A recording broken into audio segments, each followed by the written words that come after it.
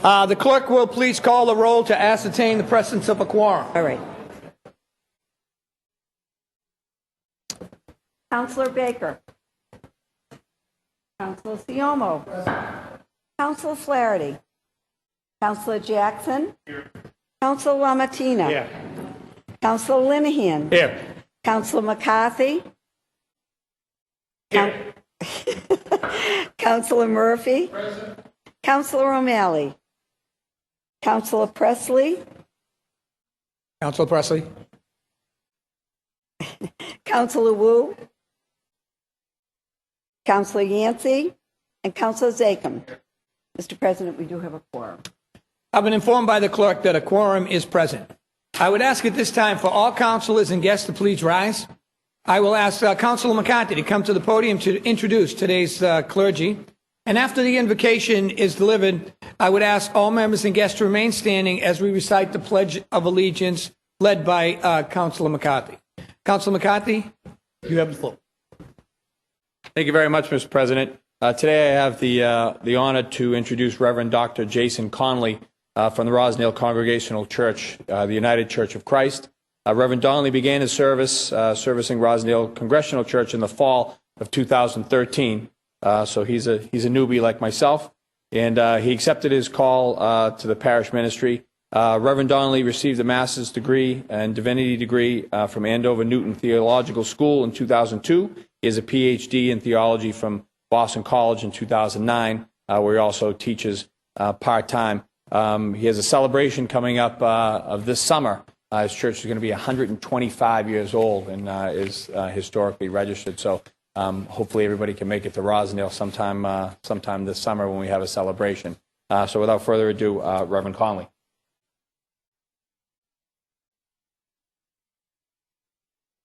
Would you please join me in prayer? Gracious and loving God, we give you thanks for this day, for calling us into it, for the gift of meaningful work. We give thanks for your trust in us to do the work of this city, for its various communities as we seek to unite and function as one community. We ask for the courage to listen and hear each other and do the work that you'd have us do. All of this I offer in Jesus' name. Amen. Thank you, Reverend Jason Donnelly, for your inspiring message and prayer. Councilor McCarthy. I pledge allegiance To the flag of the United States of America and to the republic for which it stands, one nation, under God, indivisible, with liberty. Thank you, Councilor McCarthy, and thank you, Reverend Donnelly. Yeah, and could you include Councilor Baker and Councilor Flaherty on the roll? Madam Clerk, thank you. They are present. I can see them. Well, kind of. Councilor McCarthy, at this time? Okay. Aye today. We have the first presentation will be brought to us by Councilor McCarthy, and Music Connects. Councilor McCarthy. come on down.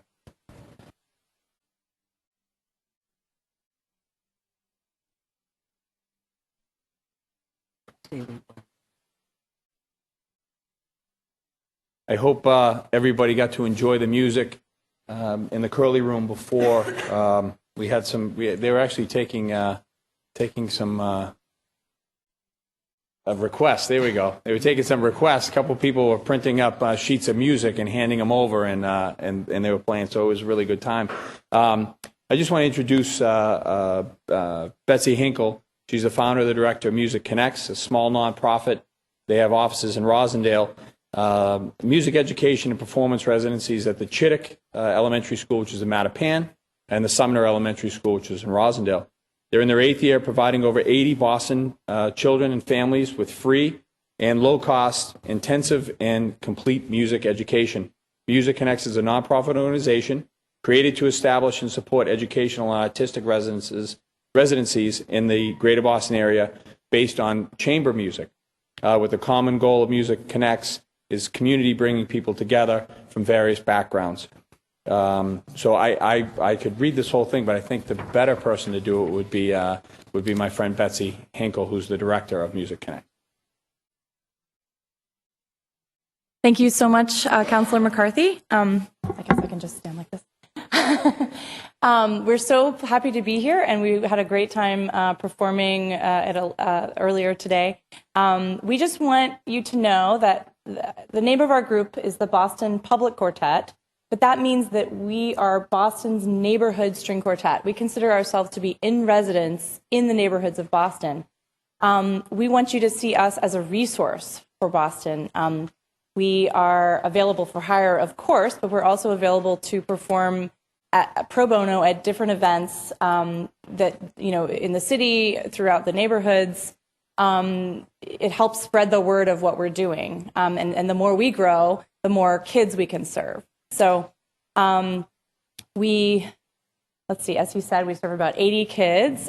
We love our home schools. We've actually been at the Chittick for 8 years, so since our opening. So, and we work with some pretty amazing kids. In fact, we'd love to have them come back next time and perform for you. I think, is there anything else I should add?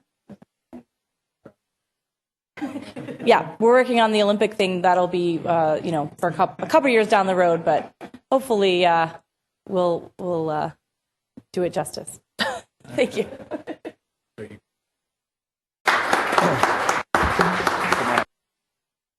I want to thank Betsy with an official resolution. Be it resolved that the Boston City Council extends its appreciation to Music Connects. 8 years of providing to the students and families of Boston a free and low-cost, intensive, complete music education. Be a commitment to the students at the Chittick and at the Sumner School. The Boston City Council hereby expresses its congratulations and best wishes for your continued success. And the resolution was signed by the City Council President Bill Lanahan and myself. So thank you very much.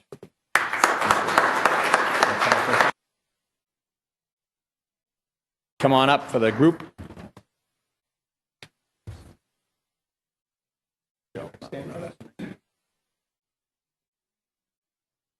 Group photo.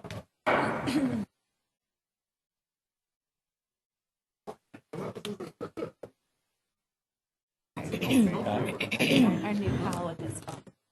Yeah, he's great.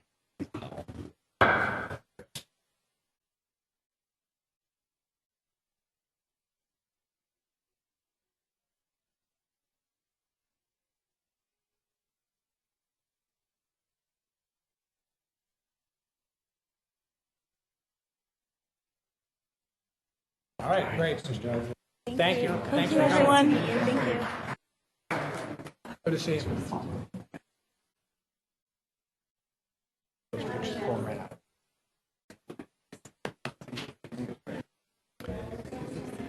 Thank you, Councilor McCarthy. We have a second presentation here today, and one that brings some former colleagues and dignitaries from this very chamber. Councilor Presley and Councilor Wu are here to celebrate Women's History Month. And at this time, I'll turn the rostrum over to Councilor Presley. Thank you, Mr. President, and thank you for the opportunity to do this. On the occasion of Women's History Month, of course, the contributions of women in our city and our Commonwealth and our country should be celebrated every day. But certainly the month of March does give us pause and an opportunity to more officially recognize those contributions. And so today, Council President Lanahan, Councilor Wu, and I wanted to recognize our former female colleagues who served on this august body, who are still public servants, and want to thank them for their personal sacrifice, for their love of and for and their commitment to the city of Boston. And we want to acknowledge them as sealing crackers in their own right. I also want to acknowledge the 100 women who've run for the council. But in the history of the council, only 11, including Councilor Wu and myself, have served on the body. And the reason why I wanted to do this and initiated this with Councilor Wu in partnership is I had thought about all the tours that take place in City Hall. And Juan often has school groups right in that lobby. And over again, the young people will ask, where are the women? Although we do have the pictures of former bodies in the Curley room, not everyone can see that. And so I hope that we can do something about that in the future, so that anyone who comes to visit the city council has an understanding of the women who have served on this body in the past, the progress that has been made, and the progress that still needs to be made in the name of gender parity. And the reason why gender parity in government is so important is in the name of what we would call cognitive diversity. It means that we'll take on issues and tackle issues differently because we lead differently and because we have a lens of personal experience that is different. So in order to have that diversity of perspective and opinion and thought, it really is important that we have gender parity in government and more women, and not only to represent those issues that disproportionately impact women and girls, but to bring their lens of personal experience to whatever issue that they bring before the body. But of course, ultimately, the best way in which we honor women is beyond debate, but is in our programming, in our policies, and in our shared power. And so without further ado, I'll now invite Councillor Wu up to say a couple of words. Thank you, Councillor Presley. I am still just so honored to be among this group of women who have stepped into public service by serving on the City Council. You know, today, the 3 former councillors who are here, along with the others who couldn't be here, we could take up maybe the dais here, but one day we will take up the whole room and beyond. We all know that, not at your expense, don't worry. We all know that there's incredible value from having diverse perspectives in government. And the work that Councillor Presley does, her leadership on issues relating to women and girls and sexual assault and trauma and so much more, to other issues that have come before the council, even in this term. So it is my great honor to stand among the first dozen women who have served on the council, and a very special group, and very, very pleased to welcome the 3 who are here with us today, and join with them and you all in welcoming future generations of women to serve on the Boston City Council.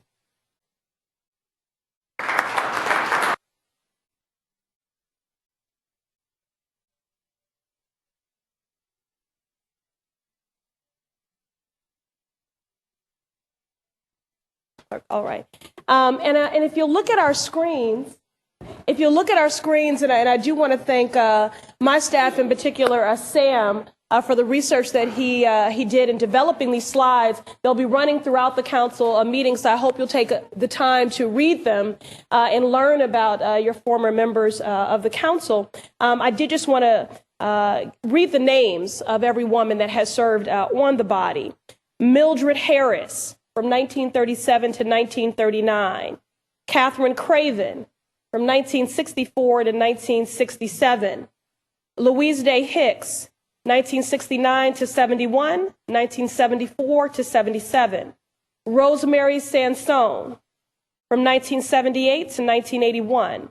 Mara Hennigan, from 1982 to 2005. Rosaria Salerno, 1988 to 1993. Peggy Davis Mullen, 1994 to 2001. Diane Modica, 1994 to 1997. And Maureen Feeney, from 1994 to 2011. We'll be bringing up Maura Hennigan, Diane Modica, and Maureen Feeney in that order to say a few words. I'll now introduce Maura Hennigan. Maura Hennigan served as District 6 Councilor from 1982 to 2002, and as a Councilor at Large from 2002 to 2005. She's the first and only woman to chair the City Council's Ways and Means Committee, the first woman to serve as the Clerk of Superior Court of Suffolk County for criminal business, and the longest serving woman to hold elected office in the City of Boston.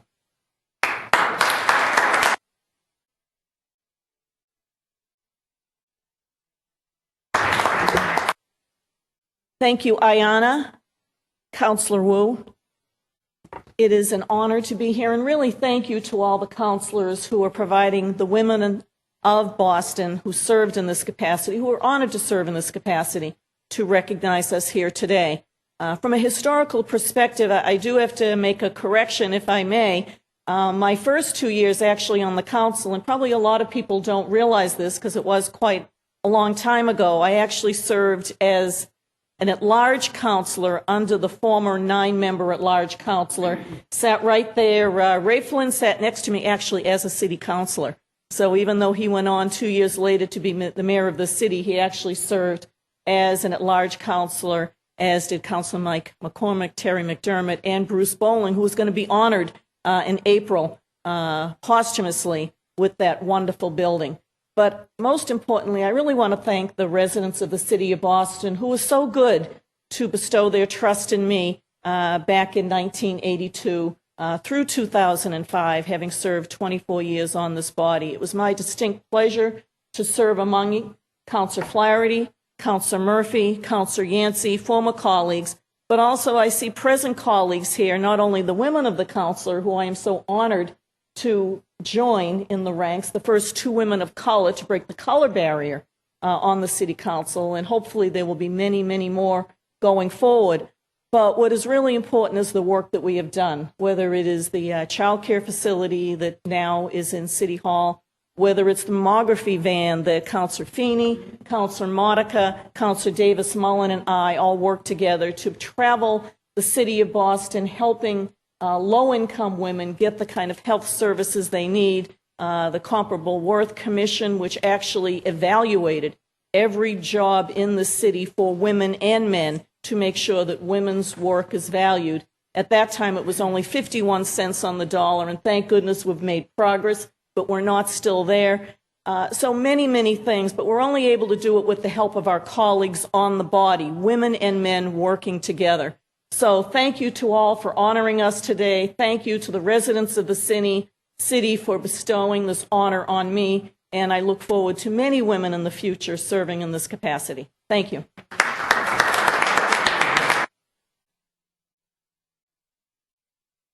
And now I have the honor of introducing Diane Modica, who, as you heard, served from 1994 to 1997 as a District 1 counselor and is a resident of East Boston. In 1996, she made headlines by allying with the other female counselors to pressure the administration to fund capital improvements for aging school buildings, and today owns her own law practice and is out and about everywhere in the community as well. Thank you. Good afternoon, everyone. Mr. President, Councilors Ayanna Presley and Michelle Wu, thank you so much for using this opportunity really to acknowledge a very important contribution that the women of this city have made to this august body. I have to say that when you return to a place that you've spent a lot of time in and made a lot of memories, you still feel very much at home, and that's how I feel today. And as I look around and I see all of you new, young, fresh approaches to running city government, I'm encouraged. Seasoned, yes, veterans.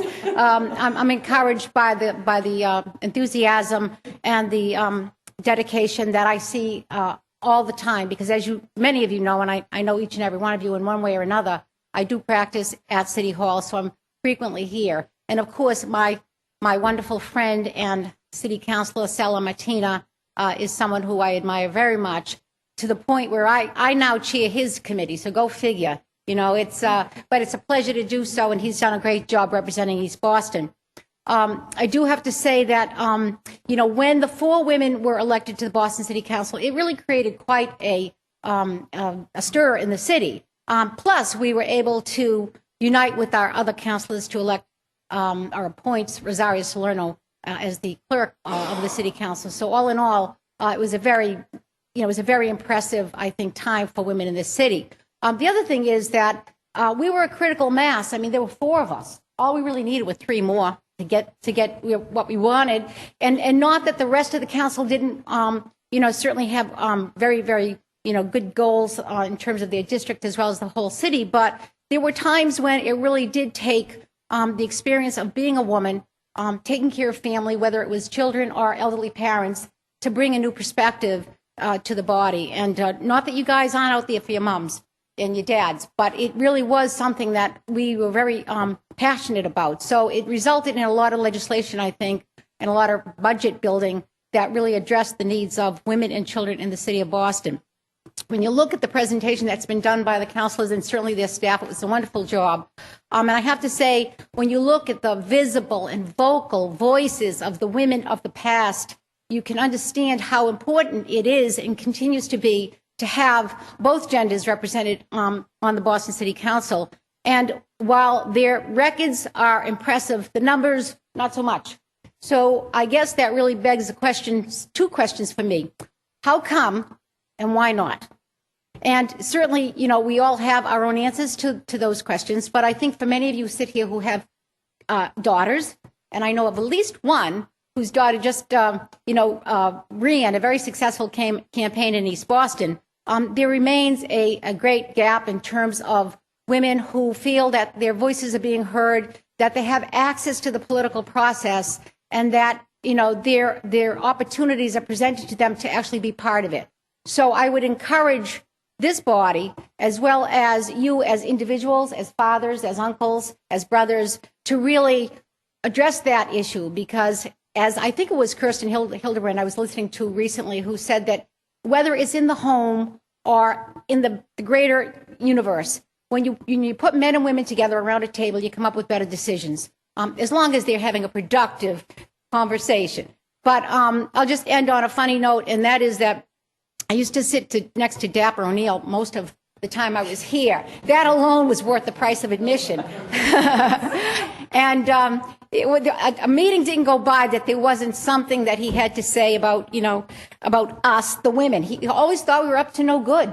I mean, we could be standing there in the middle of the floor talking about Filene's basement, and he'd come up and he'd say, "What are you hatching up here?" You know, he had a unique way about him that was really funny and memorable. But most of the time we were doing what the guys do when they get in a circle and start talking. I mean, whether it's about your own personal interest or about the policies of the day. It was always something that together as a group, the passion, the energy that you were able to generate could really make you go far. So, I look back at that period in my life and say that I was it was a gift for me to be able to serve the people of Boston and really able to follow a passion that I guess we all have. We must have been born with it, because you're all sitting here today, and it takes passion to get to that seat in the city of Boston. And then it takes more passion to deliver for the people that you represent. So, I commend all of you, and I'll just end that on this one last note. When I worked for Ray Flynn years ago, we used to have these retreats like 3 or 4 times a year. We'd go to these, sort of retreat facilities, and we'd go Friday night and Saturday, and there'd always be some problem that we had to address and some new policy or program that he wanted to implement. And but we always had a special guest who would come. It was always a surprise. Who was that special guest going to be? Well, the first special guest that we had was Kevin White. So when he walked through the door, we were like, because Ray had just won the election, Kevin had been he'd left on his own volition, and but he got up and he gave these wonderful stories of serving the city of Boston. But one of the things he said to us was about being public servants. He said, it may not be God's work, but it's good work. But you know what? I would disagree a little bit with that, and I would say, if I might, in all humility, that what you do is God's work. Because when you're helping other people, hearing about your brother and your sister, that is God's work. So keep at it. And again, thank you, Councilor Presley and Wu, for this great opportunity. Appreciate it very much. Thank you.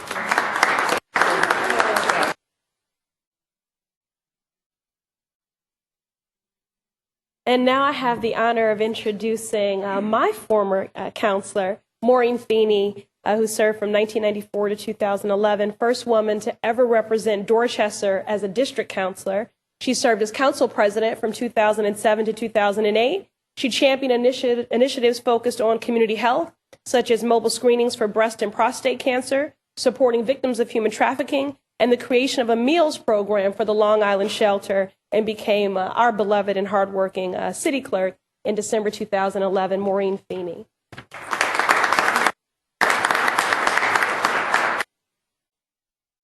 So much, and to Councilors Wu and Presley, to our president, and to all of you, thank you. I come today as your clerk, loving my job, grateful for the relationships that we have formed.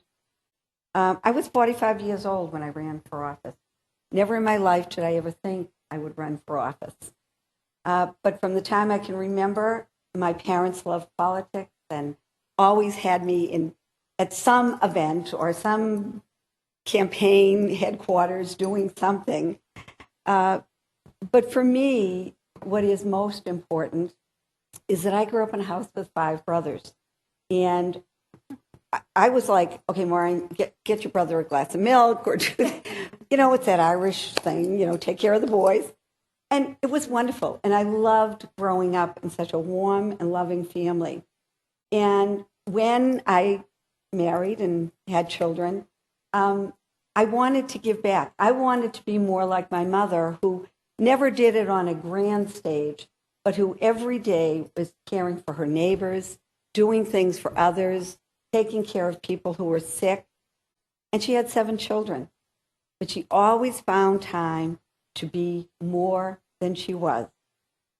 You have given me that privilege to be more than I ever thought I could be. You have blessed my life with an opportunity to meet so many wonderful, caring, good people who want to make a difference in this world. And although they're probably going to kill me, the Globe and the Herald would like to tell you that we're a bunch of hacks. Having been in this building for as long as I have, there is more passion, compassion, energy, hope in this building than anyone could ever imagine. So I thank you. I thank you for embracing the women of this body. I am so proud to know that my daughter is in government. My son is in government. I hope that it was the example that my husband and I gave them. We do need more women to step up and to be that balance that makes things always better because we see things from both sides. I can't thank you enough for this journey. Hope it's not over. But it has been such a privilege to get to know not just the people, but the issues. This is a city I've lived in my whole life. I've never lived anywhere else.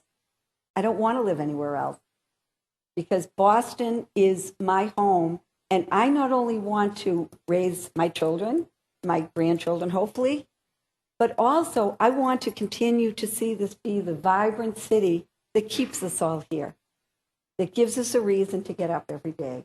So thank you, and thank you both. You're awesome. Thank you.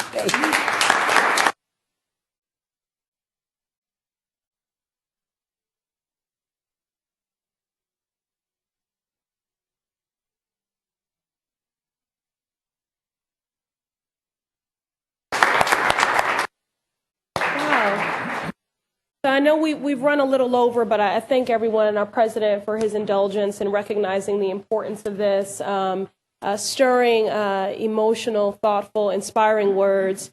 And Councilor Wu and I do want to present each of you with a plaque, and it's by Shirley Chisholm, the quote, and it says, "You don't make progress by standing on the sidelines whimpering and complaining. You make progress by implementing ideas." So we want to thank you for the many ideas that you have and continue to implement. And now if everyone would come forward for a photo.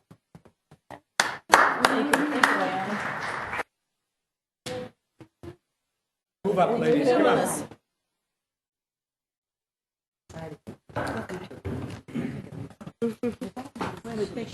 But yeah, we can see everyone.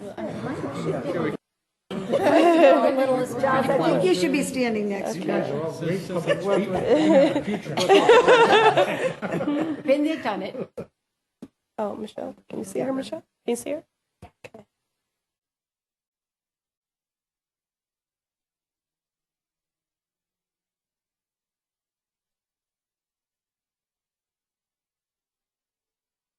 Wait, don't leave. Just with the women. Okay. Sorry, guys.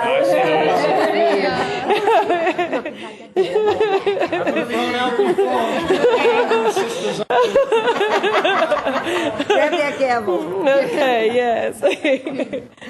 All right.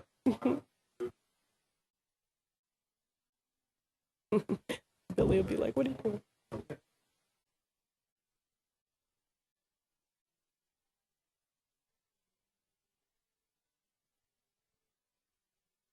Great. Thank you. Thank you very much. You're welcome. Thank you. Very nice. That was a lot of fun. Thank you. Oh, Anna. Thank you, Michelle. All right, let's give it up for all the women from the Boston City Council, okay?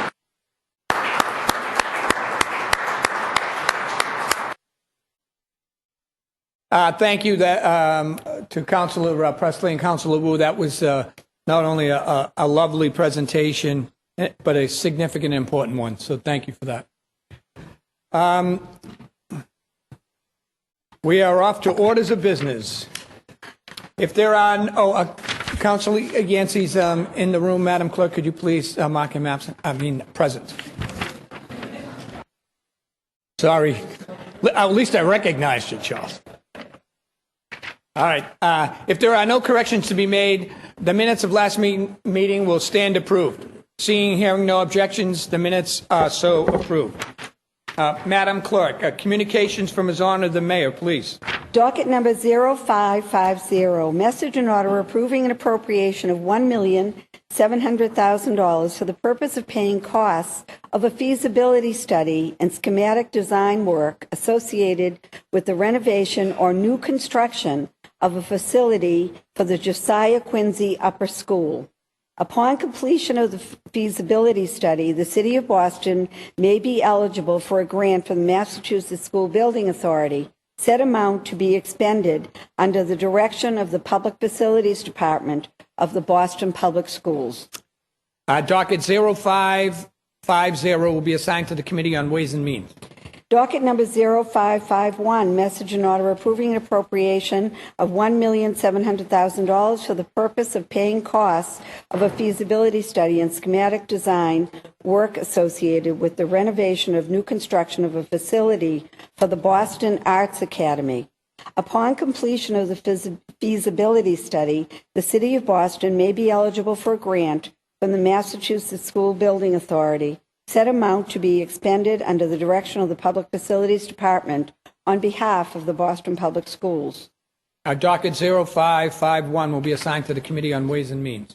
Docket number 0552, message and order amending an appropriation order that would raise the amount from $550,000 to $13 million from funds previous held by the Boston Redevelopment Authority on behalf of the city and currently held in the city's capital fund for the purpose of major rehabilitation, renovation, or new construction of the Josiah Quincy Upper School. Docket 0552 will be assigned to the Committee on Ways and Means. Docket number 0553, message and order authorizing the police commissioner to accept and expend the FY 2015 Sustained Traffic Enforcement Program known as STEP grant funds of $295,741.36 awarded by the Executive Office of Public Safety and Security Highway Safety Division for the purpose of supporting the data-driven approaches to crime and traffic safety in Boston. Docket 0553 will be assigned to the Committee on Public Safety.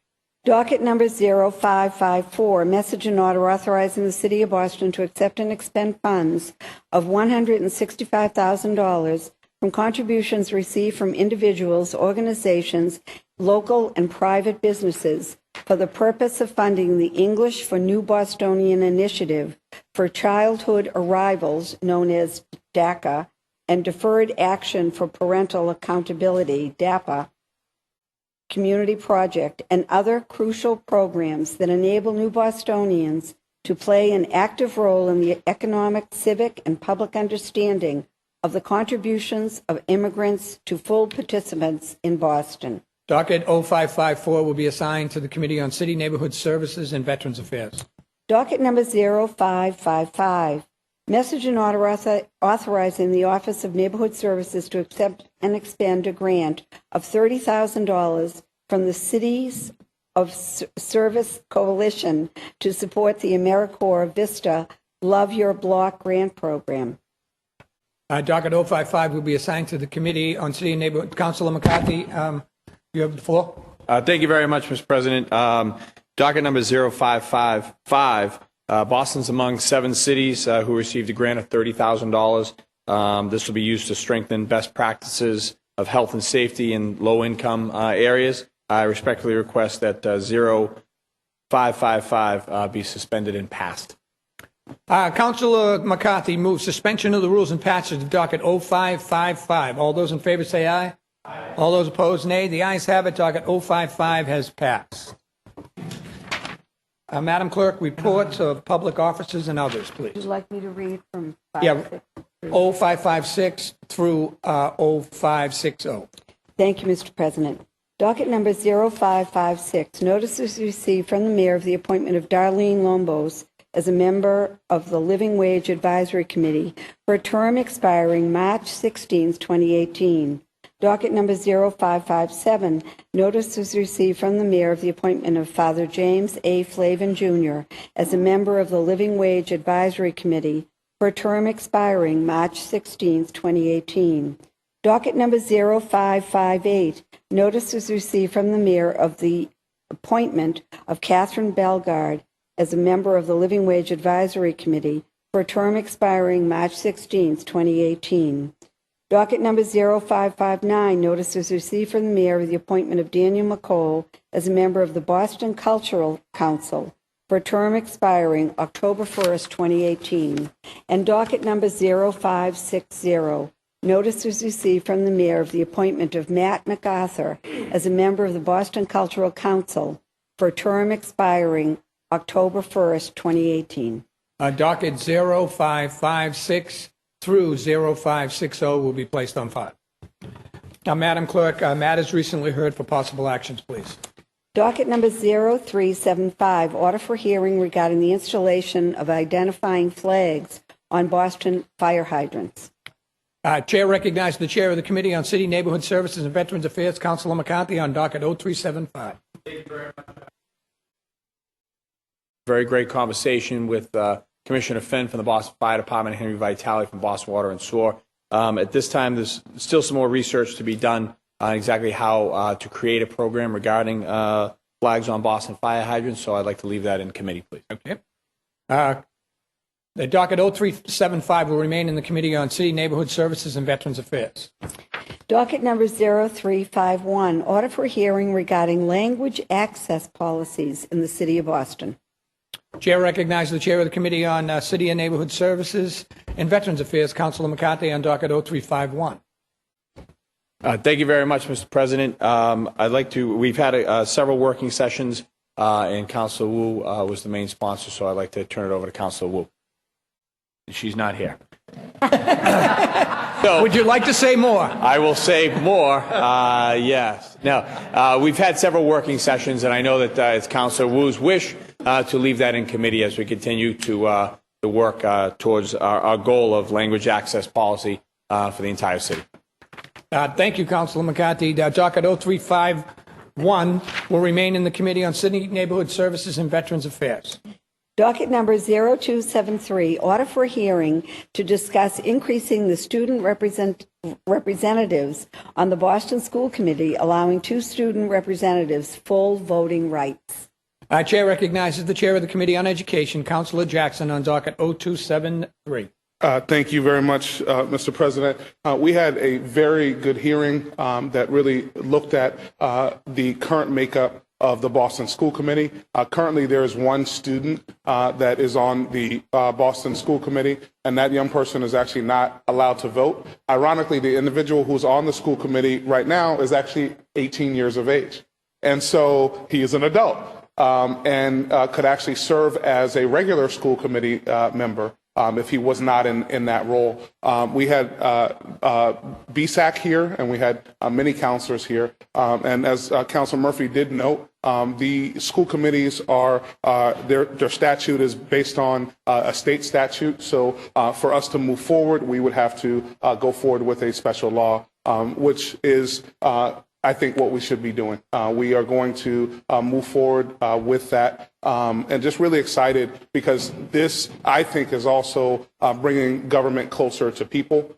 It also brings the school committee closer to the people that it actually serves. And if we truly believe in the outcomes of education in the city of Boston, that we are creating leaders for the future of the city of Boston, then I believe this is the right thing to do. The hearing looked at actually the inclusion of two members who would actually have full voting rights. And I'll just end with a story.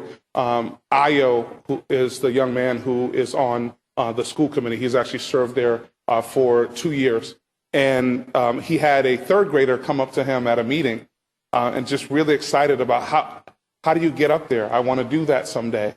I really want to be just like you. And I was in the middle of a meeting during a break. And then at the end of the meeting, the third grader came up to him and said, when they voted, how come you couldn't vote? Why didn't they call your name? And so I think we have an opportunity to do right by the young people, the future of the city of Boston, to fully enfranchise them and give them a real role in voting on the school committee. It has been done, actually it's done at the state level in Massachusetts, and it's done in California and several other states where students are actually able to vote on their boards. It's time that Boston steps up and leads in this space. Thank you so much, Mr. President. If you could please leave that in the committee, and we will be moving forward with legislation soon. Thank you, Councilor Jackson. Councilor Murphy? Mentioning my objection earlier when this was originally filed. And I don't object to the concept of it. I think it's good. I think it's something we should do moving forward, allowing the student representatives to vote. I just recall the school committee being reconstituted by initiative petition in the mid-1990s, in the early 90s, and then voted on again in 1995, I believe, at a ballot referendum. And I believe that the only way to reverse that, and Councilor Jackson may know differently, is to do another ballot referendum. I'm not sure on that. Maybe you can do it by a home rule petition or some other vehicle, but I do believe and I would support changing the makeup of the Boston School Committee to allow student representation of voting a part of it. Thank you. Thank you, Councilor Murphy. Councilor Yancey.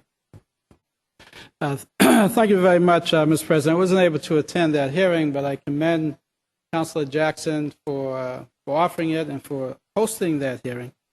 I agree with Councilor Murphy, however, that we do need to reconstitute the school committee, not for the same reason. That's right. Boston is a city full of very intelligent residents. It's blessed with many institutions of higher education. It has a higher proportion of citizens with college degrees than most nations around the world, and certainly most cities around the United States. But yet, Boston is the only city of the 351 cities and towns where those residents cannot elect their school committee.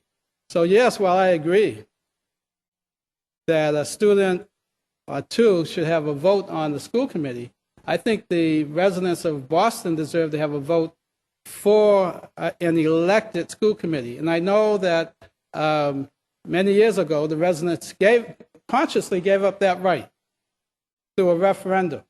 Even though the people who live in my district voted against the idea of an appointed school committee, citywide it did prevail. So my rhetorical question is, how have things improved in our school department since we gave up that democratic right that virtually every other resident of the Commonwealth of Massachusetts enjoys, including most of the proponents of the appointed school committee go back to their suburban communities in Hopkinton or several other places where very influential members of the Boston community who advocated the appointed school committee, they get to elect their school committee members. And to my knowledge, they've yet to initiate a petition in their hometowns. I'm not going to name names, but they're yet to initiate a petition in their hometowns calling for an appointed school committee. So with that caveat, let me again commend Councilor Jackson for this initiative. I think he's right. Thank you.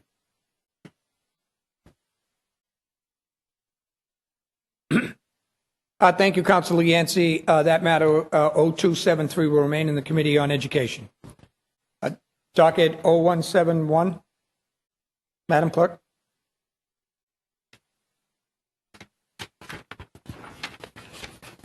Docket number 0171, communication was received from the city clerk on the filing by the auditing department regarding the City of Boston's fiscal 2014 comprehensive annual finance report. Chair recognizes the Chair of the Committee on Post Audit and Oversight, Councilor Yancey. Okay. Madam Clerk, would you please read docket 0199 also? Thank you, Mr. President. Docket number 0199, order for a hearing to review the fiscal year 2015 budget. Chair recognizes Councilor Yancey. Thank you very much. It's been suggested that attending a Post Audit and Oversight Committee hearing is like attending a dentist appointment. It's not the most popular committee in the world. Mr. President, I rise out of some sense of frustration, but before getting to the source of my frustration, let me say that I certainly have enormous admiration and respect for the administration and each and every one of their members. I have enormous respect for our colleague who labors long and hard through the Ways and Means Committee process, which is about to begin. It's not an easy task. But, Mr. President, the Boston City Council has major responsibilities to ensure that the commitments made during the Ways and Means process are adhered to in some fashion, or at the very least, the administration must be held accountable for the commitments they make to us during the Ways and Means process. And that's the primary purpose of the Post Audit and Oversight Committee. And it's not just reviewing the finances of the city, it's also reviewing the key performance indicators through the BAR report that every department has to submit. It has to deal with contracts. By law, the city council cannot execute contracts, at least outside of the city council. But the administration has that responsibility. But we have a responsibility to monitor that. Personnel. I'm certain close to every city council meeting I point out the fact that the city of Boston today still suffers from a great deal of disparities based on race and gender in most city departments. And finally, Mr. President, the Post Audit and Oversight Committee has a responsibility to take a look at how we're doing with regards to capital expenditures, which, quite frankly, given the amount of work involved in the other three tasks, we haven't gotten to yet. So back on March 5th, the central staff contacted several department heads to try to schedule some hearings. And they did, in fact, identify some dates which at that time were convenient with those various departments. March 5th. First hearing was scheduled, I believe, for last Thursday, I believe, with the school department. And the head of the school department, Interim Superintendent John McDonough, has a very difficult job in that capacity. Yet he found some time to at least review the financial part of the school department, which indicated that the school department is suffering from a very severe deficit for the current fiscal year. We did not get to the BAR results. We did not get to contracts or personnel. We agreed that we will continue the hearing after that point.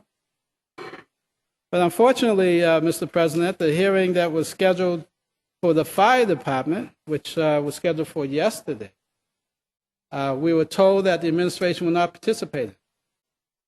And the reason given to my committee was that the administration was too busy working on the fiscal year 2016 budget. And I don't doubt that. But I would remind each member of this body and the administration that one of the most important work to be done in preparation for the Ways and Means process is to take a look at the actual performance of those departments, and that documentation has to be done prior to the submittal of the budget. So while I understand that as an excuse for not attending the post-audit and oversight committee meeting, I'm certain there was at least one member in the fire department. I think we have about 1,600 employees in the fire department. I know we have 3 or 4 in the intergovernmental affairs. Not one of those individuals showed up at the hearing yesterday. Not one. So what happened, Mr. President? As you know, I do a lot of homework around here, much to the consternation of my family. I actually do some of the numbers crunching based on the information that I have from the administration. And it was very revealing what I found in going through that. And I'm not going to go through the entire presentation today. I was going to have the central staff do a brief PowerPoint presentation for our members today. I'm not going to do that. But the fire department is critical. We have a lot of courageous people who certainly sacrifice themselves to protect the people of Boston. So it is important that we review the activities of that department as well as some other departments on an annual basis. So the revenue for fiscal year 14 of the fire department was roughly $5.6 million, generated by fines and fire safety services. The fire department does generate revenue, and these numbers were taken from the audited financial report for fiscal year 14.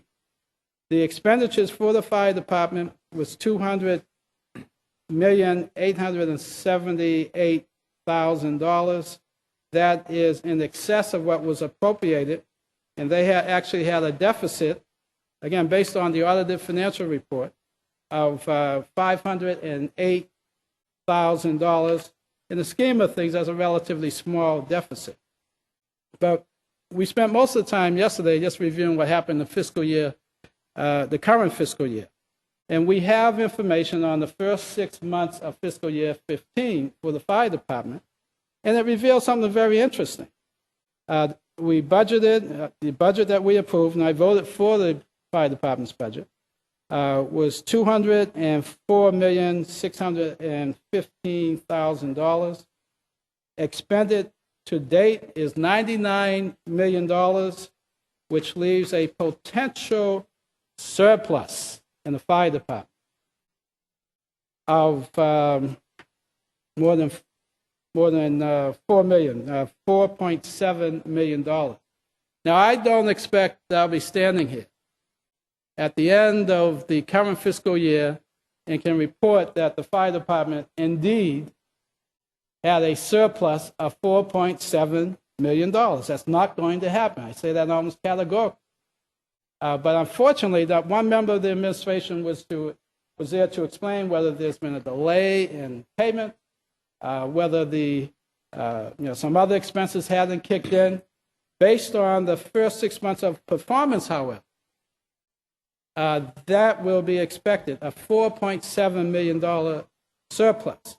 And that's very significant, Mr. President, because if we ever have any opportunity to control costs and to generate this type of surplus in a department that routinely has deficits, now's the time to ask those questions. And I don't think it's fair to leave that burden solely on the shoulders of the Ways and Means chairman, who's going to review the submittal from the administration for fiscal year 2016. There are a number of accounts that we expect there to be surpluses based on the first 6 months. Permanent employees project a surplus of $11 million. So you may ask, are there some positions unfilled? Is there going to be a new class coming on? And on the deficit side, certainly overtime is an issue, and we're projecting a deficit in the overtime account of the fire department of $4.3 million, which is likely to grow given the activities from January to June of fiscal year 15. And the final two areas we looked at was contracts. Total contracts for the fire department, $10 million. I want to take a look at how many of those dollars are going to Boston-based firms and how many of those dollars go outside the city of Boston. And all of our colleagues will be interested to know that of the $10 million, only $2.7 million go to businesses or vendors based in the city of Boston, leaving more than $7 million going outside the city of Boston. It could be a suburban area, or it could be Texas or California. So that means basically that 73% of the contract dollars for the fire department goes outside the city of Boston. And I also wanted to know, well, how many of those dollars go to businesses owned by people of color, since the mayor of Boston has been very clear in articulating his concern with economic disparity within this country, as well as within the city of Boston. I think the mayor will be interested in knowing that of the $10 million, $341,000 has been identified going to businesses owned by people of color, out of 10 million, meaning 9.7 million goes to others, primarily white-owned businesses. Now, why is that important? This is the graphic. It's very important, Mr. President, because everyone wants to share in the operation of city government and benefit from the economic impact of expenditures made by the public. And finally, looking at the issue of personnel, based on the most recent report I have, $137 million was paid for salaried positions as of December 31st in the fire department. $137 million. 70% of those dollars went to residents. Well, I broke down the resident and non-resident numbers, but let me just say that in terms of the sheer number, 71% of employees in the fire department are white, 29% people of color, including 21% African American, 7% Latino, 1% Asian. And on the top 58 positions, I'll close on this point. I could go on, Mr. President, but I know you don't want me to. Thank God we threw out the 5-minute rule, though. You would have been gone a long time ago. Thank you. Last point is this. The fire department is one of the most critical departments in city government. The mayor and this body and others have made a commitment to ensure that every department is reflective of the makeup of the city of Boston at all levels. We know that's not the case in the fire department. As of December 31st, the top 58 positions, only 3% were African Americans. There were no Latinos or Asians in the top 58% of the fire department as of December 31st, which means the very highest paid positions, 97% of those positions are held by whites and predominantly white males in a city that is only 47% white and perhaps 24% white male. Now, this has many implications, and I think it's important for the administration, and particularly the relatively newly appointed fire commissioner, to react to these numbers and to tell us whether there's a plan to improve the representation of people of color in the fire department at the highest levels, and how can we expand opportunities for our neighborhoods, because most of the dollars do not go to the city of Boston from contracts, and even fewer dollars go to businesses owned by people of color. I'm not saying any of this in an accusatory manner, but it's the reality. These numbers did not come from me. They're generated by official reports, including the audited financial report. And it's very disturbing for me, not just because I'm African American, but because the people I represent and all the people of Boston. I also did a gender analysis, which I won't get into right now, but we must make a conscious effort to say to the administration and most importantly to the people of Boston that we are committed to diversity and all that it means at every level of government, because by failing to have a city that reflects the makeup of the city of Boston means that some people are going to be left out and left to their own devices, and I believe we can do better in the city of Boston. Set an example for the private sector, but we have to do it first here. Mr. President, I ask that these two matters remain in committee. Thank you very much. Thank you, Councilor Yancey. Docket 0171 and 0199 will remain in the Committee on Post Audit and Oversight.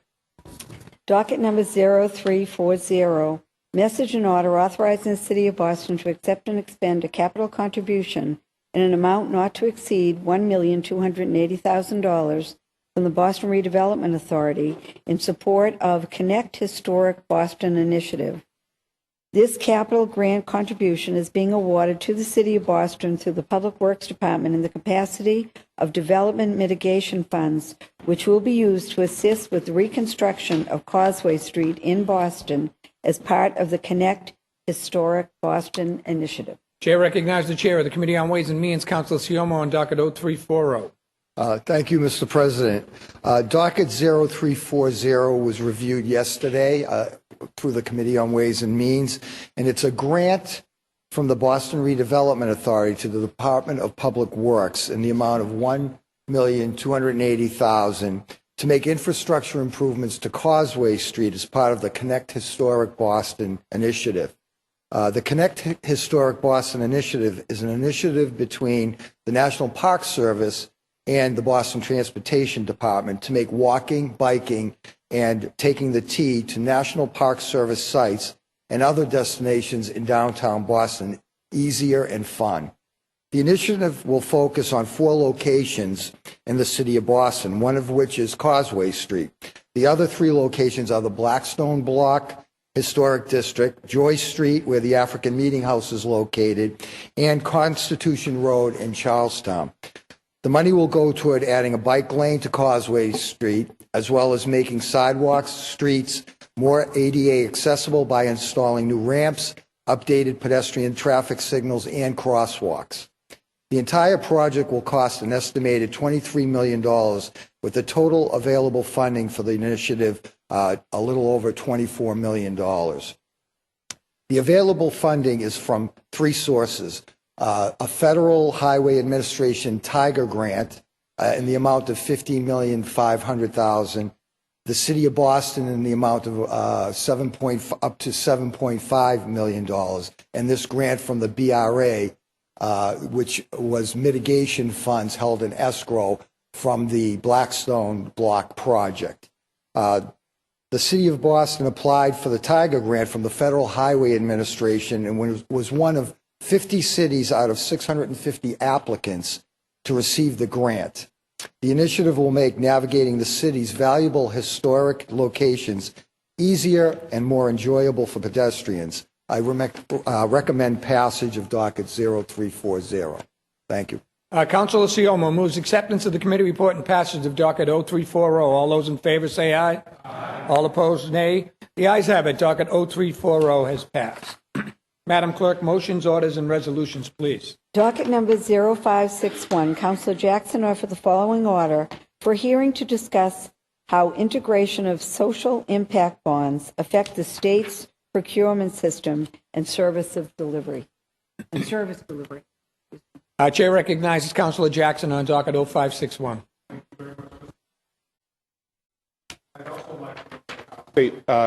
The state, not only state, but the city could use social impact bonds to help us fund many of our social programs. And for those who don't know what social impact bonds are it's actually a really innovative model where you partner with the private sector, the public sector, to change the outcomes of programs. We've had programs like ROCA who are in here recently that are benefiting from this. The model comes from Britain, and it really looked at the actual savings that you can have on programs such as anti-recidivism programs. We know that our friend Steve Tompkins gets about $46,000 per person a year who's actually locked up in his jail.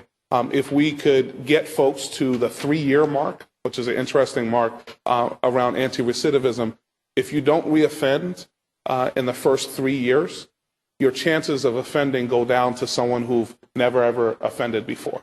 And so there is a real good economic model to be had relative to this. The partnership with the private sector also means that in the savings they can benefit on the financial side.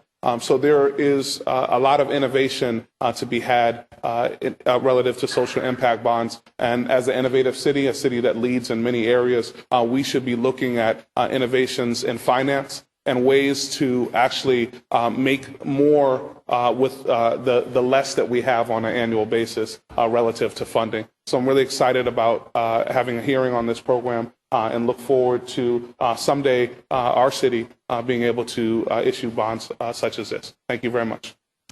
Thank you, Councilor Jackson. Councilor Siomo?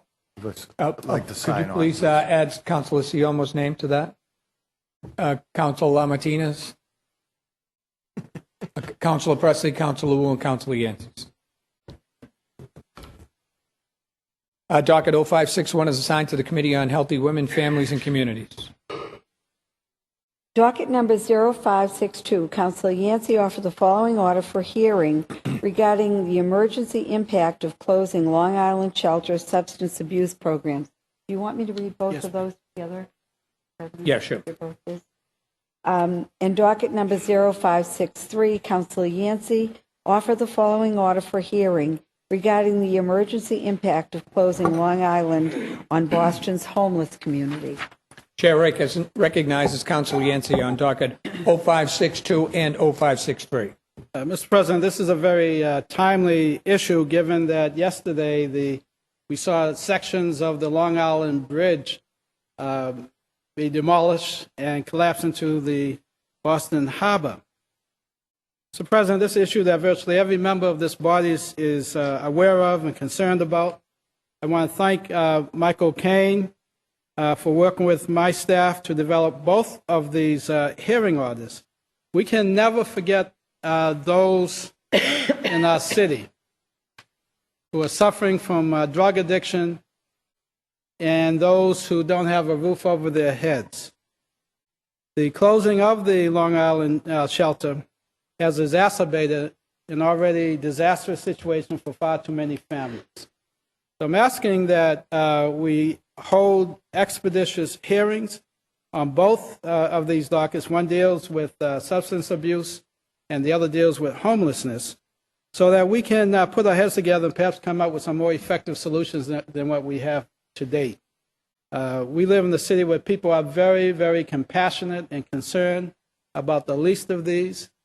And but for the grace of God, there go I. So it's very important, Mr. President, that we not allow this issue to be ignored by this body. I know it won't be. I simply ask that wherever this is assigned, that we have expeditious hearing, because every day we may see another person going without treatment and a family without housing. Thank you, Councilor Yancey. Councilor Jackson. Thank you very much, Mr. President. We have all been touched by this issue. In my district, the South End Community Center, as well as many parts of the South End have chimed in. I would just note that this is not an issue of a bridge. This is an issue really based on housing.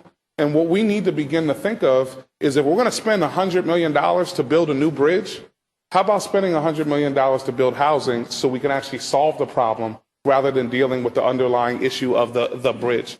In addition, if we really want to think about the other component here, which is the issue of having services for those who are in addiction, we also have to think about where they're going to be best served.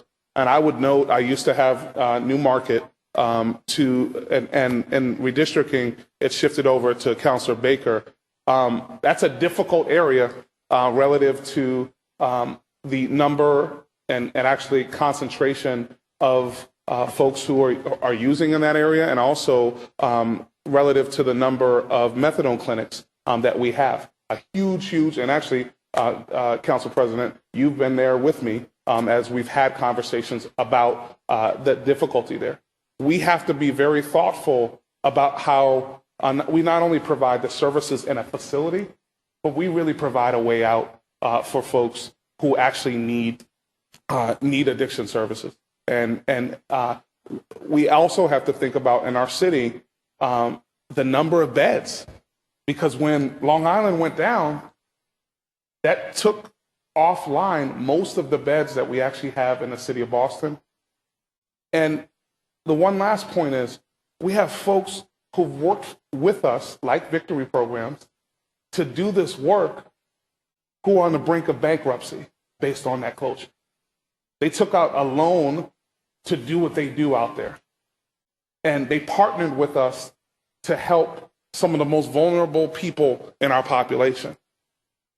And now they're on the brink of bankruptcy based on our action that we took part in. So I think we really need to embrace actual solutions in these two areas to really help folks. Again, the most vulnerable parts of our city, and focus on actual solutions and not only about restating the problem. Thank you very much, Mr. President. Please add my name. Okay. To both of them. To both of them. So thank you, Councilor Jackson. Please add Councilor Jackson's name to 0562 and 0563. And add the same for Councilor Baker, Councilor LaMartina, Councilor Wu. Add my name to both. Councilor Murphy? Thank you, Mr. President. I want to also have my name added, and I want to pick up on a point that Councilor Jackson made, and that is that every year and in every budget we talk about a list of priorities, and we have so much money to spread around from all of this list. And the replacement of this bridge is going to be, at a minimum, a $90 million capital appropriation. Meaning, in order for us to keep our bond rating at AAA plus, that $90 million is it's going to supplant some other need or needs, like Councilor Yancey's, perhaps Mattapan High School, which he's advocating, or other needs. There's only so much wheat in the barrel, and that $90 million is staring at us right there. And for about $4 million. The city of Boston could invest in a ferry to ferry people back and forth to property that they own on Long Island, and leave them with a net 85 or 86 or 96 million dollars to spend other ways. And that's the priorities argument that we talk about every budget, and we have to look at this in a long-term and a short-term planning mode and move forward on what's economically the best decision for the citizens of Boston and the populations that we all serve. Thank you. And would you like your name added? Yes. And please add Councilor Murphy's name. Councilor, thank you. Councilor Presley? Thank you, Mr. President. I rise to commend the maker and ask to have my name added, and just to echo some of the sentiments of my good colleagues here. You know, the ultimate goal here is to end homelessness. So it really isn't about the return of an oft-celebrated shelter model. When we talk about shelter models that allow people to have shelter where they feel safe and shelter with dignity, it's sort of an oxymoron, because there's nothing dignified about not having a home. And everyone deserves to have a home, not just shelter, a home. And so I hope this hearing will also afford us an opportunity, while we're working towards that ultimate goal of ending homelessness and prioritizing housing first, to also recognize that there have to be a diversity of shelter models that will serve domestic violence victims, that will serve veterans, that will serve those with mental health challenges, that will recognize the different needs of men and women that are shelter guests. That will recognize the unique needs of those within shelter who are the working poor, who are gainfully employed, but living in shelter because of our affordable housing crisis. And again, this really just speaks to the larger issue that Councilor Yancey was referencing in talking about the disparities in our wages.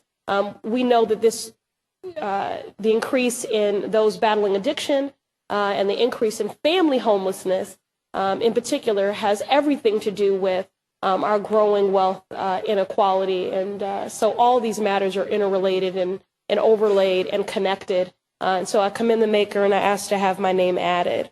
Thank you. Please add Councilor Presley's name to both 6-2 and 6-3. And both 0562 and 0563 will be assigned to the Committee on Healthy Women, Families, and Communities. Madam Clerk. Docket number 0564. Will be withdrawn and refiled at a later date. Thank you. Docket number 0565, Councilors LaMartina and Linehan offer the following order for hearing regarding funds for parks development and redevelopment. Chair recognizes Councilor LaMartina on docket 0565. Thank you, Mr. President. Actually, this is a refile from last year, late last year. We haven't had a chance to have a hearing on this, but I have done some homework on it. The mayor just stated the other day there's $8 billion in construction, new development taking place in the city of Boston. $8 billion. If you go to the Board of Appeals, one of the variants that people have to seek all the time is open space insufficient. And as more and more people are moving into the city, more and more people are dependent on using our parks and our open space. The Parks Department budget, I believe, is $17 million. $17 million. A development is taking place on the East Boston waterfront, a multi-million-dollar project, and their requirement was to, because they're next to LaPresti Park, was to give a commitment of $25,000 to LaPresti Park. $25,000 is dropping the bucket. We did negotiate a higher fee. So what I want to do, and I've been talking to the BRA and the Parks Department, we need to sit down and come up with a plan so we get more money to be spent in our parks, particularly infrastructure. If you walk around the Boston Common, go visit the visitor center over there. It's embarrassing. And just the Boston Common itself needs millions and millions of dollars improvements to the infrastructure over there. So I think we need to sit down as a city and come up with a plan how we can get more money into our parks. Thank you, Mr. President. Thank you, Councilor LaMartina. Thank you for including me in the refile. Councilor Murphy, Just have my name, Mr. President. could you please add Councilor Murphy's name to that? Councilor Wu, Councilor Yancey, Councilor Jackson, and Councilor Zake.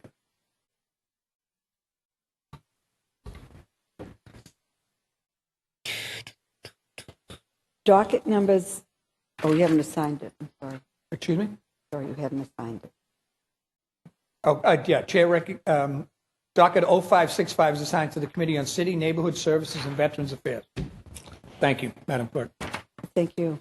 Docket number 0566, Councilor Zakem offer the following order for hearing regarding LGBT-friendly affordable senior housing. Councilor Zakem, you have the floor. Thank you, Mr. President. Part of my district is the Fenway Community Health Center, which is a sort of nationally renowned LGBT-friendly health center. It's been a leader on many of these issues throughout history. It's a great building. If anyone hasn't been there, I certainly recommend checking it out. They do a lot of great work in the community. And I was there speaking a few months ago to the staff, and afterwards we began a discussion about some of the sort of unseen issues in the community right now. And one of them that struck a chord with me, and we had some follow-up meetings, was the fact that there are literally thousands of LGBT seniors in Boston and the greater Boston area who suffered from a lifetime of discrimination before really the last few decades, where we have come a very long way in a short period of time. And there are folks who suffered a lifetime of discrimination who often lost friendships, family relationships, relationship with their faith community, and are now aging and are seniors. And they're often in, whether it's affordable senior housing or otherwise, places that are not friendly to them, where they feel that they have to sort of go back into the closet or not show their true selves for fear of isolation or harassment. And this is an issue that, is not something that's at the forefront. I think we have a real opportunity here as legislators, as advocates, to raise awareness, to make sure the city of Boston and the departments within the city are doing everything we can to make sure there's LGBT-friendly housing, not LGBT only. That's an important distinction to make sure that there's certain training for the staff there, to make sure that people know where they're coming is going to be an inclusive and welcoming community, because that really helps set the tone for everyone in a community. So this is something I really look forward to working on with many of my colleagues, with folks on the other side of the hall in the administration, because I think we have a moral imperative here to make sure that everyone, as they're aging, feels comfortable and safe to be themselves in whatever community they're in. I think we have an opportunity to raise the awareness here, to be advocates, if necessary, introducing legislation down the road. But I think this is an important first step to bring awareness of truly an unseen issue that struck a very, really a chord with me emotionally about some of the trials and tribulations that folks are going through on this front. So I look forward to this hearing. I certainly hope we can discuss this further, and I look forward to bringing the Fenway community, housing folks, civil rights experts in to discuss this. Thank you. Thank you, Councilor Zakhem. Councilor Wu.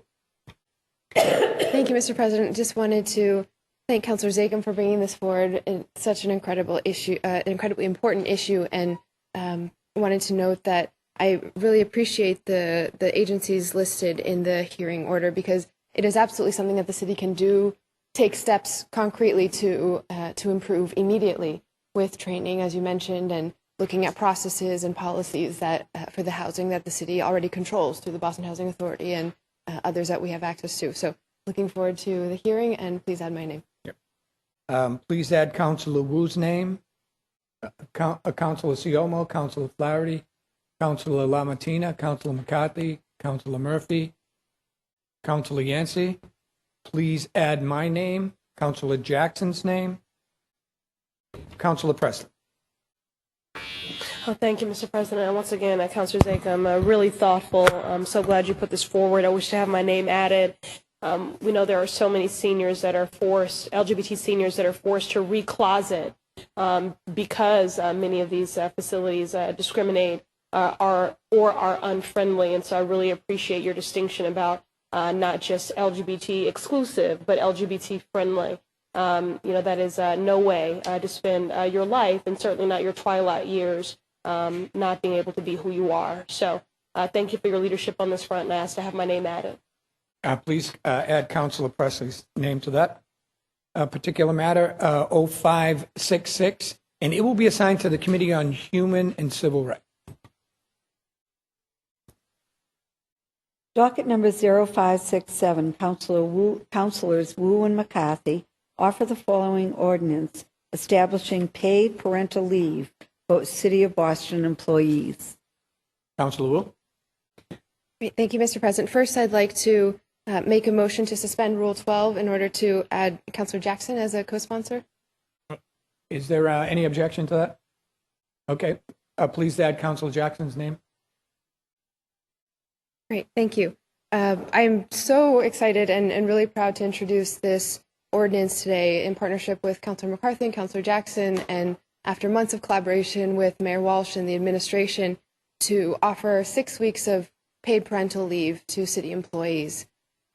It's in recognition of the fact that new parents shouldn't have to choose between supporting their family by working and bringing in an income and having a career, and also supporting their family by being there when a new child comes into the family.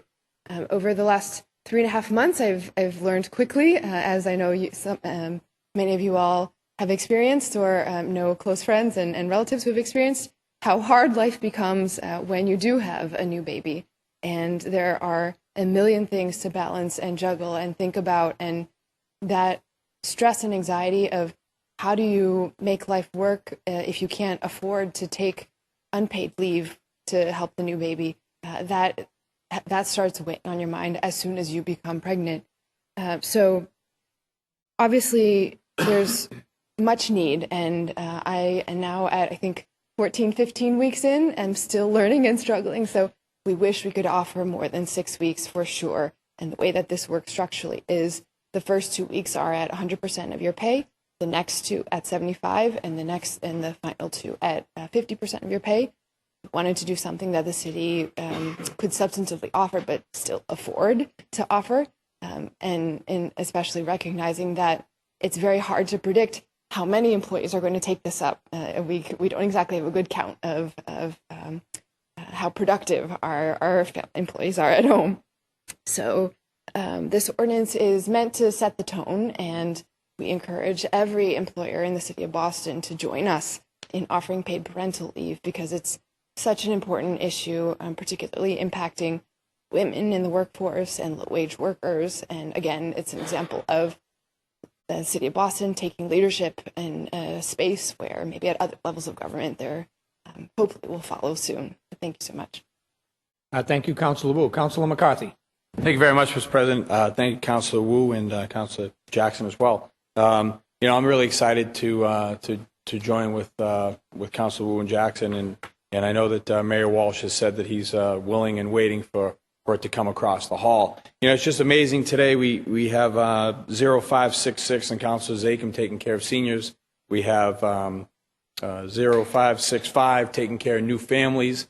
It's really amazing how much work we've been getting done. I'm very proud to be here. But I'm a dad, so we need to make sure that the dads are also taken care of in this. And it's ironic that I've gotten many calls on Facebook and Twitter and everything else, and it's funny how many dads have reached out. Like, it's about time for us. So I know it was Women's Day or Women's Month, but let's we do stuff too. That's really what I want to say. I'm here to say we do stuff too. But I've got 2 teenagers, and I remember those times, and I know a lot of people in here have kids, and that's the most important time to be with those babies, and God forbid if a tragedy happens as well. So I'm very excited for the hearing. I look forward and hope that you can all sign on. Well, thank you, Councilor McCarthy. Councilor Jackson. Thank you very much, Mr. President, and I too am very happy to be in this crew of folks putting this forward. I want to thank Councilor Wu for her leadership. Also want to thank Councilor McCarthy for his leadership. Vatsity, Molly, Kristen, folks who work for the City Council, or who have worked for the City Council. I came to this not from the perspective of a policy issue, but I came to it because one of my staff members was pregnant. And so as part of the conversation that I had with her, we began to look into what do we do? I came from the private sector before I came to government, and every single one of the companies that I worked for gave you at least 8 weeks of paid leave, men and women, and also for adoption. And I'm adopted. So again, when we really look at what we should be doing as a city, if we're going to ask others to do something, we need to step forward and lead and do it ourselves. This is the right thing to do, and I have a whole packet about what it does, the actual outcomes of what this does for families. One of the things that we don't think about is it's actually more expensive to let somebody go. If someone decides that they have to leave, the training that we put in, the relationships that they have, knowing how to deal with difficult people like us, which is a training in itself, we lose all of that talent by not retaining folks. It improves the morale, but there are actual outcomes that are even more important than that relative to the decrease in morbidity and mortality. It increases well baby care and vaccination rates. It also affects and helps the maternal psychological health, less postpartum. So this is not only the right thing to do from a policy perspective, but our city is made up of families. And if families in the city of Boston are not strong, and we're not supporting, again, the men and women in those families, then really what are we doing on a day-to-day basis? This, I think, is some of the most transformative legislation that I will have an opportunity to vote on. because it helps folk who, and as noted before, the papers don't acknowledge this, but people generally take a pay cut to work in state and city government. And they're often, the ones that I've dealt with, amazingly qualified folks who could go and do something someplace else and make more money, and actually oftentimes have better benefits. But they choose to stay and do this work, this honorable work, and as noted before, God's work in city government. And so I think it's amazing that we have an opportunity to do the right thing, to lead, but also to set an example about what every single organization, nonprofit or for-profit organization in the city of Boston should do for its employees. It makes political sense, but most importantly, it makes people sense. And I really look forward to expediting this and moving this forward. And this should be one of the most important things that we'll get to vote on in this next year's budget. Thank you so much, Mr. President. Thank you, Councilor Jackson. Madam Clerk, could you please add my name to that? Add Councilor Baker's name, Councilor Siomo's name, Councilor Flaherty's name, Councilor Lamartina's name, Councilor Zacum's name, and Councilor Yancey, you have the floor. Thank you very much, Mr. President. I am just thrilled with three colleagues that offered this, Councilor Wu, Councilor McCarthy, and Councilor Jackson. Whenever I see legislation like this, I think about somebody by the name of Alice Yancey, my mother. And whenever you go to the Mattapan Branch Library, you have your meetings in the Alice W. Yancey Community Meeting Room. So what does that have to do with the topic? My mother and dad raised 9 of us. I was number 6. But throughout that period of time, both of my parents worked 2 and 3 jobs. My mother was one of the founding board members of ABCD. She founded the Women's Improvement League. She served on the board of directors of the Mass Eye and Ear Infirmary. I could go on and on and on about my mother. But back in March 23rd, 1967, a little girl was born. That was my second term in the Boston City Council. Didn't get quite the same recognition as Councilor Wu did when her child was born, but it was an exciting moment. I had the ability and the flexibility to spend time during birth and afterwards for a few weeks. But that opportunity is not provided for most people working in the private or the public sector, and it's very important. So, of course, I would like to have my name added, but I also would like to ask if it's possible that we also consider a companion piece of legislation, docket number 0185, which is the paid parental leave ordinance for city employees seeking to spend time with their children in school. Councilor Feeney joined me in 1994 when she was a city councilor. I think it's her first year on the city council, as a supporter of the Unpaid Parental School Leave Act that's been on the books since 1994, and very few people in and out of the school department even know that law exists.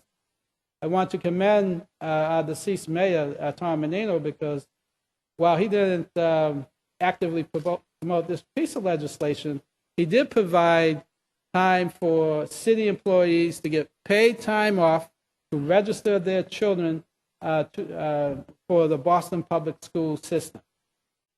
And I believe that was about a day and a half. This legislation adds 3 days.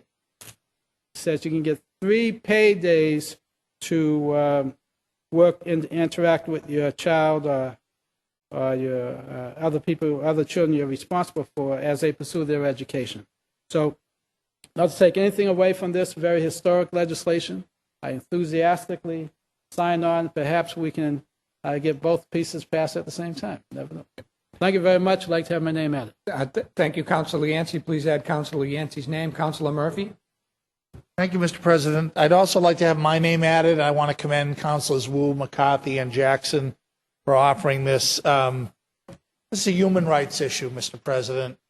And much as the Boston City Council has done before, we're stepping to the forefront and we're leading on this issue. And I want to commend the authors for their leadership on this issue. It reminds me of 1998 when I was a new member here in my second year, and the City Council passed the first living wage ordinance in Massachusetts history, and we were followed by hundreds of other city councils. And I believe this is something, the spirit of this will carry the day all over the Commonwealth. It is a human rights issue. It is an issue of fairness. And for the City of Boston employees, if they did not have us here, who would they turn to? So please add my name, and I want to commend the sponsors once again. Please add Councilor Murphy's name. Thank you, Councilor Murphy. Councilor Presley. Thank you, Mr. President. I also rise to commend the authors of this, Councilor Wu, McCarthy, and Councilor Jackson. And I'm reminded of the words of Diane Monica earlier today when she said that, when men and women serve in government and when they work together, the best ideas come from that partnership and that collaboration and that partnership from those two different experiences. And this policy is certainly evidence of that. And as I was speaking to someone earlier, just reinforcing the fact that, good family policy is good economic policy. And so I really just appreciate the spirit with which this is offered and how comprehensive it is. The parity aspect in including dads, fathers, the fact that we're including adoptive parents, same-sex couples, surrogacy, stillbirths. So again, really just celebrating the comprehensive and historic nature of this. And I do agree with Councilor Jackson that this is a transformative policy that stands to have a generational impact. And I look forward to voting enthusiastically in the affirmative. The bottom line is that it is possible to be an attentive parent and also a productive employee. And parents should not have to exhaust vacation days, sick days, or worry about stigma or judgment for making that choice. We shouldn't be punishing people for choosing to be parents. And you shouldn't have to choose between the job that you need and the family that you love. So again, I congratulate our makers, and Councilor Yancey, I'm glad you raised that legislation that you and Councilor Feeney put forward years ago. I was going to cite that, and thank you for your work in that regard. And I'll just add one more thing. It's not an accompanying piece of policy, but sort of the next frontier. A number of dads have complained to me that within our public restroom facilities, that there are not changing tables in the men's bathroom, which is to perpetuate this idea that only moms are playing that caretaking and caregiving role for their children. So that's something to consider moving forward. So thank you. Oh, and I'd like to add my name. Yes. Enthusiastically, in highlight. Thank you. Please add Councilor Presley's name. That matter will be placed in the Committee on Government Operations. That matter is 0567.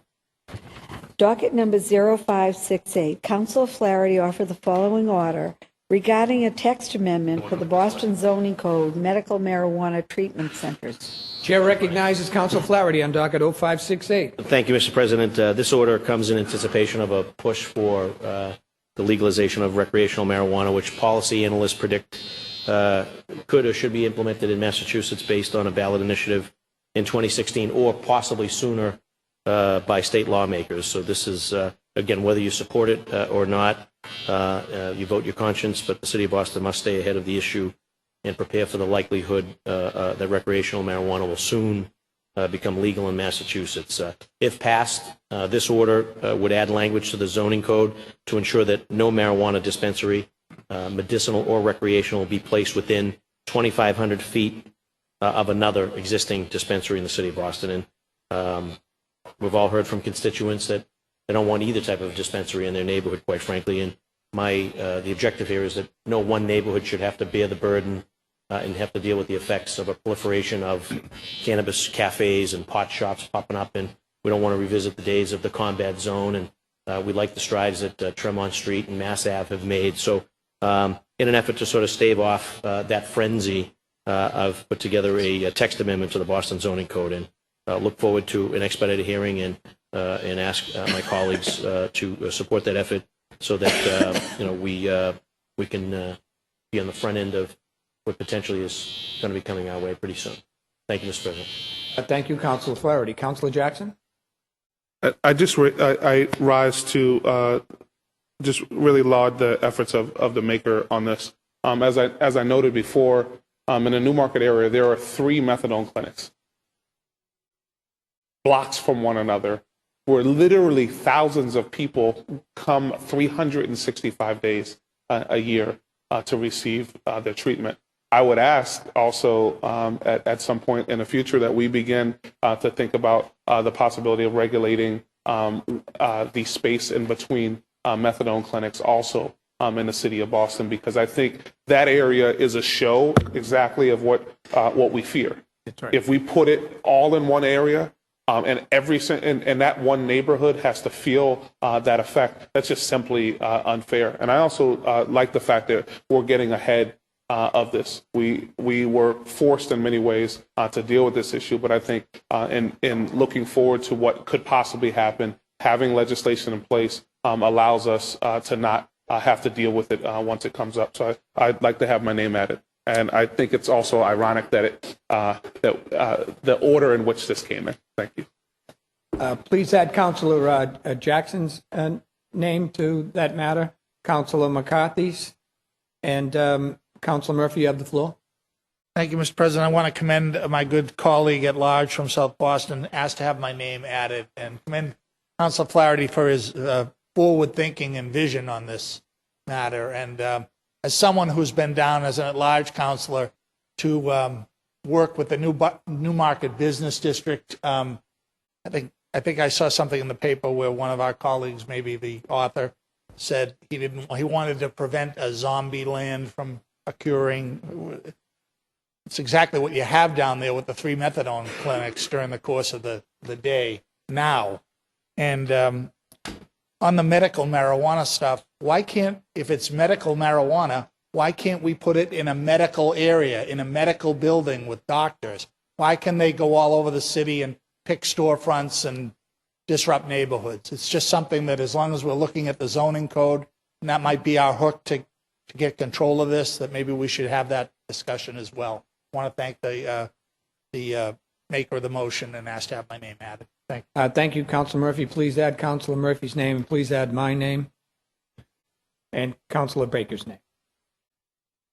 That particular 0568 will be in the Committee on Economic Development, Planning, and Labor.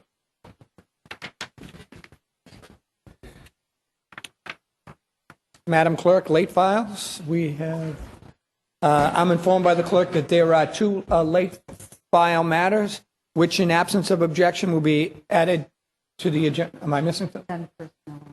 Oh, I'm sorry. I'm missing it.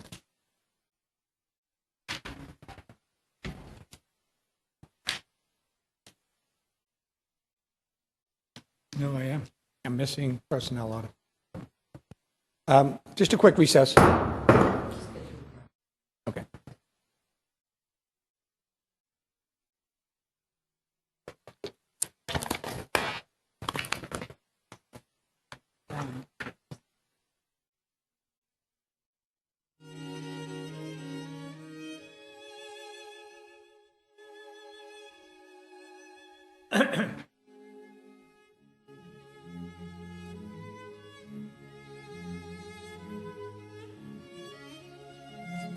We'll be back in session. Madam Clerk, personnel orders, please. Docket number 0569. Councilor Linehan for Councilor Murphy. Councilor Murphy moves suspension of the rules and passage of docket 0569. All those in favor say aye. Aye. All opposed, nay. The ayes have it. Docket 0569 has been passed. Docket number 0570. Councilor Linehan for Councilor Zakhem moves suspension of the rules and passage of docket 0570. All those in favor say aye. All opposed, nay. The ayes have it. Docket 0570 has been passed. Docket number 0571. Councilor Linehan offered the Councilor following Murphy moves suspension of the rules and passage of docket 0571. All those in favor say aye. All those opposed, nay. The ayes have it. 0571 has passed. I'm informed by the clerk that there are 2 late file matters, which in absence of objection will be added to today's agenda. Hearing no objection, the matters are so added. The clerk will read the first late file matter. Offered by Councilor Stephen J. Murphy in the year 2015. Ordered for hearing to discuss the implementation of recycling programs for all number 6 plastics. Should I read the first and last, Mr. Yeah, please. President? Whereas the City of Boston has been a leader in pioneering sustainable waste management and diversion policies, therefore be it ordered that the Committee on the Environment and Parks of the Boston City Council holds a hearing to discuss the implementation of a recycling program for expanded polystyrene, and all interested parties shall be invited in the hearing to give comment. Offered on March 25th, 2015. Councilor Murphy, you have the floor. Example, I believe, and one of my colleagues said self-praise is no praise at all, but this is an example of growth, I think, on the part of the author, and I don't mean physical growth. I mean growth in, I know I'm walking along the third rail here, but a couple of times in prior city councils, I have tried to join a movement that's a national movement to ban polystyrene products because they are not recyclable, or they have not been traditionally recyclable. And several cities across the country, and a few of our leftist-leaning cities here in Massachusetts, like Cambridge, Arlington, and Brookline, have initiated those bans. What has happened since then, Mr. President, is technology has improved to the point that we can now recycle styrofoam. We now have the technology to recycle it. We're always talking about pressures on our budget. One of our biggest pressures is in the area of landfill tonnage. So all of that stuff that goes to a landfill costs money. So we're going to pilot a program working with that industry to begin recycling polystyrene, keeping it out of the landfills and actually having it pay the City of Boston money coming back. So it's a net gain for the City of Boston in 2 ways. Number one, it reduces the tonnage we're hauling off to the landfill. And number 2, it provides an income stream of anywhere between $200,000 and $1 million based on the tonnage that we recycle in a yearly basis. I look forward to holding the hearing on this matter and introducing this to the mayor and his administration, and hoping that they will sign on for all of us so that we can, again, be a leader in environmental policies and also reduce pressure on our budget for eliminating waste. Thank you, Mr. President. Thank you, Councilor Murphy. Madam Clerk, could you please add my name to that? And add Councilor LaMartina's, Councilor McCarthy's, Councilor Presley's, Councilor Wu, Councilor Yancey. Councilor Siomo, Councilor Flaherty, and Councilor Jackson. Did I miss anybody? Okay. And Councilor Baker. The first late file matter we placed in the Committee on Environment and Parks. Madam Clerk, second late file matter.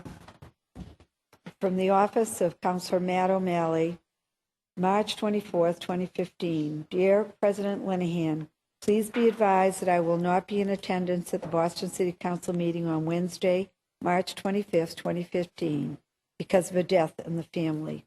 Please ask the city clerk to read this matter into the public record. Sincerely, Matt O'Malley, Boston City Council, District 6. Thank you, Madam Clerk. Could you please place that on file? Anybody wishing to remove a matter from the green sheets? No takers. There are 11 late file matters, which in absence of objection will be added to the consent agenda. Seeing and hearing no objection, the matters are so added. The chair moves adoption of the consent agenda. All those in favor say aye. All opposed, nay. The ayes have it. The consent agenda is adopted.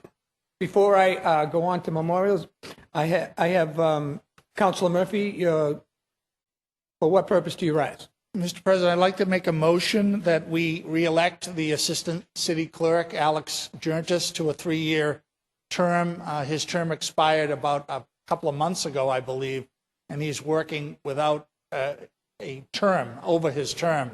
So I'm looking to see if we can re-elect him at this time. Okay.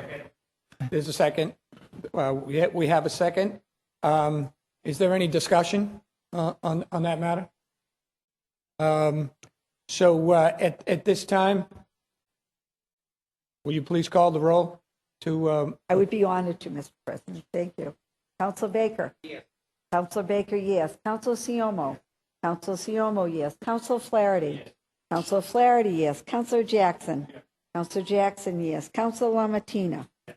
Councilor LaMattina, yes. Councilor Linehan? Yes. Councilor Linehan, yes. Councilor McCarthy? Yes. Councilor McCarthy, yes. Councilor O'Malley, not here. Councilor Murphy? Councilor Presley? Councilor Wu? Councilor Wu and Councilor Presley said yes. Councilor Yancey? Councilor Yancey, yes. And Councilor Zachem? Councilor Zachem, yes. We do have a unanimous vote on the appointment of Assistant Clerk, Alex Jerntis. Council has approved the election of Alex Jerntis as the Assistant Clerk unanimously.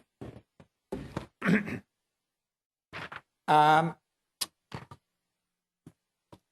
ask all guests and all members to please rise as the council prepares to adjourn today's meeting in memory of the following individuals.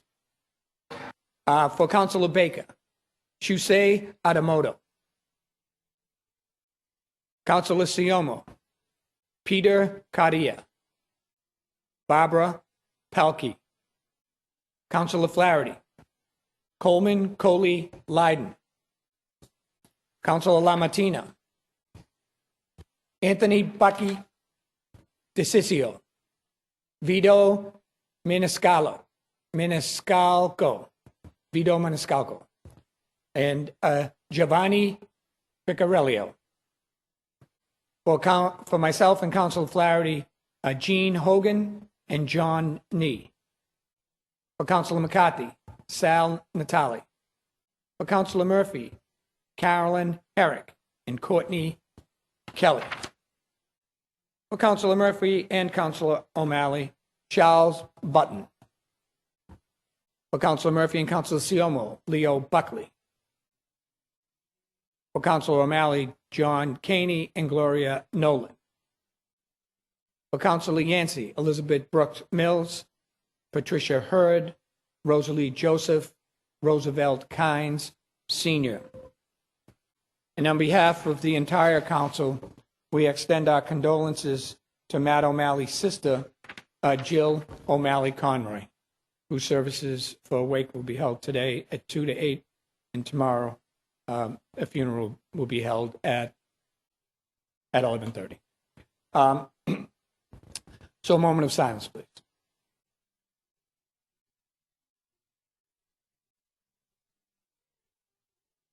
Thank you.